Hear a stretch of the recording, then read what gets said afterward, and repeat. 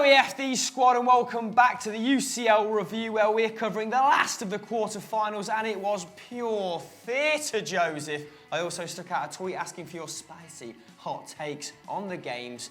They're coming on screen now. Pop, pop, pop, pop. We'll discuss them after the first section.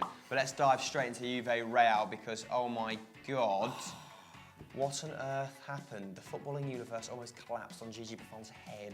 I know, they came so close, didn't they, to a massive upset against Madrid. Obviously, they went 3-0 up and just lost out at the Bernabeu. Congratulations to Los Blancos, though. They secured their 8th consecutive semi-final. That's the first team in history to do that. Coming into the game, though, history was actually favouring Juventus a little bit. They have won more games at the Bernabeu than any other away side in European history. So they had it on their side, and boy, did they come so close. They would have been only the 4th team to come back from 3-goal margin in history. Obviously, Roma doing it the night before. I'm gutted. I actually wanted them to come back because they started so well. Makes me feel a little bit sick. I reckon Saudi Arabia are going to win the World Cup now and I'll just have to get into ice hockey or something. I know, absolutely horrifying. But they started so well, didn't they? It was clearly a tactic from Allegri to drop the 6'3" Mandzukic straight on the head of 5'8" Danny Carvajal and say, let's just put some balls on it and see how he copes. How did no one know this? I know, but it was a fantastic tactic and it worked perfectly. I thought Mandzukic took both of his goals really well, particularly the second one, although it might have been a little bit of a deflection, but he became the first player in history to score a brace in the first half of a European game at the Bernabeu for an opposition side. So Mario Mandzukic playing left wing. Well done to you, sir. At half-time, it was actually the first time that Real Madrid have trailed by 2 goals in a Champions League home game in almost 20 years. 18 years ago. If you know what that game was, let us know in the comments below. And when the 3rd goal went in, I actually thought it's written in the stars. They're going to go through here. And then it happened, didn't it? It happened. The penalty happened. Was it a penalty? Yes, but it was also inches away from being a brilliant defensive play, and I feel like Benatia had to do it, although I feel like Jim's body position was strange, surreal, waiting for the contact. I actually don't know what Lucas Vazquez is doing. He's frozen. I thought he would. Why isn't he stooping to head it in? Because if he takes it on the chest, Buffon clatters him. He gets clattered from behind, slightly fortunately for him. But I thought it was a penalty as well. But Vazquez, lucky it was a penalty. He's expecting the contact. Yeah. Should we throw to a poll? What do the guys at home think? Do you think that was a penalty? Yes or no? Click the I button up there to decide right now. Ultimately, you know. Yeah. Pointless though, because Real Madrid, another semi-final. I know. Anyway, Buffon subsequently went into complete meltdown, didn't he? Getting red-carded and becoming the 6th Juve player to get sent off against Real Madrid, only fueling the rumours that Chiellini was purporting last night that it was Bayern last year and now it is this year, and we won't be the last quarter-finalists who go out of the hands of. Yes, I know. Moaning. What do they call? I mean, it's UEFA Lona when it's Barcelona, isn't it? I know. What is it? UEFA. Yeah. Anyway, I can't think of a joke. Buffon said, "Only someone who has a rubbish bin where the heart should be could make these kind of choices." And while I get that there's sort of like 20 years worth of angst wrapped up in this kind of post-match interview about not winning the Champions League, ultimately the decision was right. And I don't think he would have saved the penalty anyway. I think Del Piero probably said it best after the game. It was like, Buffon will feel differently about this in the morning. I'm sort of, I can see what he means, as in like, you know, I can understand his emotion, but he's gone a little bit too far, and that's one of his long-time pals. But yes, as a result, he also kept a clean sheet because he didn't concede the penalty, and was only the 2nd goalkeeper in UCL history to keep 50 shutouts. So, well done. This is sweet. But Cristiano stepped up and did it again, ice cold under pressure, and I mean the best penalty you could produce in that given moment. At 100%. Top bins, straight in the stanchion. Incredible. And he's now scored in all but one UCL game, since the last quarter-final. The first player ever to score 10 in a row. It's ridiculous. He is having the best end the best sort of last third to his career. His rig. And he's 33. When he took his shirt off, he's absolutely popping muscles out that weren't there 2 years ago. I don't know where he's producing them from. He looks incredible. I mean, I liked that he pulled down his boxers a little bit as well. Just on top of the cock. Just rest them on top of the cock. Showing off the V's, yeah. Getting that pubic bone out. But yes, he's continued his superb form, hasn't he, in the big games and particularly against Juventus. He's now scored 10 goals in the Champions League against the old lady. That's more than I've scored in my whole Sunday League career. The most by one player against one opponent in the history of the competition. That is insane. In fact, like I said earlier, since the turn of the year, his form just keeps getting better and better. And now, after a dodgy start, he's pretty much odds on for the Ballon d'Or. He's Ridiculous. 5 to 7. It's ridiculous. What has happened? Messi's absolutely chucked it. CR7, let's read off some numbers then before we move into the next section and discuss your hot takes. A couple of them anyway. Had loads, thank you for that. 11 games in a row Ronaldo's now scored in. 27 in his last 14. 41 in 38 now this season. And 120 and 150 Champions League appearances. Bearing in mind, I mean, his record was like okay for Man United, but it's just souping over at Real Madrid. 27 in 14 for club and country. Get out! I will not have the Champions League banded around this office willy-nilly. Well, no, it's just get out. Disrespectful. I suppose props to Juventus. A couple of players impressed me in the first half. Douglas Costa completed 5 dribbles, more than the whole Real Madrid team.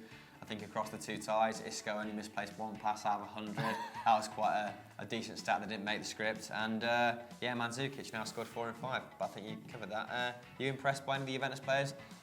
You know, that maybe we should shed a little bit more light on before we move on? Impressed by Max Allegri. Not very much the players, but Max Allegri. I thought I think you talk about it quite a lot, but his ability to adapt his tactics to the given situation is absolutely fantastic. Yeah, I quite like that lineup from the start. I thought this might do some damage, and I actually think Real Madrid, much better squad, but Juventus plugged that gap because they've got a much better manager. Ooh, that is a spicy hot take. Now let's go to your ones.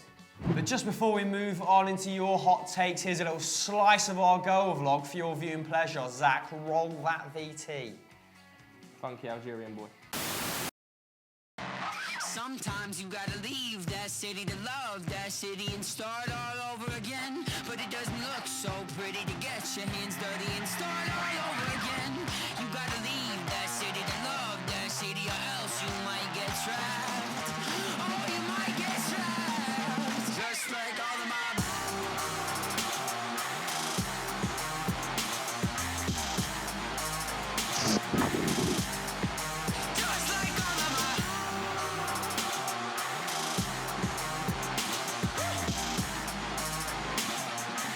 Welcome back to Football Daily on the road, guys. This time we've come to football's final frontier. It's India. The beautiful game is experiencing a renaissance out here thanks to the ISL and FC Goa have invited us behind the scenes and you to witness it for ourselves firsthand.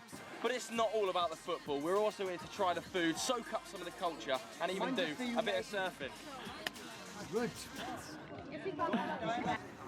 Let's go. So the link to that is in the description below. Make sure you go and check it out. Click right now. Let's get some spicy hot takes though. The first one was sent in by Braden on last night's game. Hamster, he says, Ramos could have cost Real the game. He's clearly one of the best in the world. People just slag him because he gets red cards. Thoughts? He is one of the best in the world, but his downfall is his discipline. And he's in his late 20s now, and that shows no sign of arresting, does it? But I was surprised how much they sort of struggled without him. Rafa Varane looked a bit lost in parts of that first 45, and Vallejo stepped in his absence, and that kind of signals a bit of a lack of strength and depth at centre-back, doesn't it? Yeah. I think you actually brought this up on a continental club not too long ago. Yeah. They probably need to buy one in the summer. I think they will. They'll dip into the transfer market in the summer. Not really replace Pepe, have for they? a centre-back. Never replace Pepe. I think they thought that Varane would be the ready-made replacement, which he has been, but you need a replacement for Varane, who's moved out of a backup position. I suppose Nacho is injured, right? Nacho can play anywhere along that back four. But Let's get another one, though. This one was sent in by Zeke Wright. Kroos and Modric are, unfortunately, in need of replacement. #end of an era. oh, that is a spicy take, isn't it? I definitely think they have another couple of years in them. 100%. At the very least. The dinked ball by Kroos to Cristiano Ronaldo at the back post is absolutely brilliant. And Kroos isn't as old as Modric, right? No. I think Modric is a couple of years on Kroos. Silly. Appreciate your elders. And then the final one was sent in by Tawana. And he says, Chiellini is the best centre-half in the world. Do you know what I really start to appreciate about Chiellini? How he steps out of that line and sort of tries to distribute. Bonucci got a lot of the credit for that last season, didn't he? In this, all the seasons beforehand, because he had that long raking yard pass, was making 7 passes, long balls a game, sorry. But Chiellini has really kind of taken on that mantle and kind of has every facet to his game. But I don't mean he's the best in the world.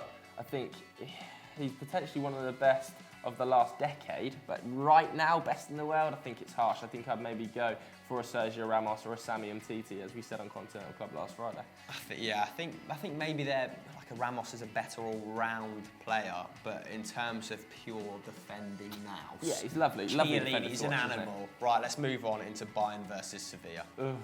Like Hamster said, it's time to talk about the bore-fest that was Bayern Munich versus Sevilla. Nobody really cares. I didn't watch it. Hamill didn't watch it. We've caught the highlights this morning. Basically, it was 0-0, and obviously Bayern went through 2-1 on aggregate, earning an 11th Champions League semi-final. That's the second best in the competition's history, behind, of course, Real Madrid. They've now qualified for 6 of the last 7 semi-finals, but this stat next is the most impressive of the lot. They've got to the semi-finals 6 times the amount of every German side combined. Yeah. That is sickening, just shows their dominance in Deutschland.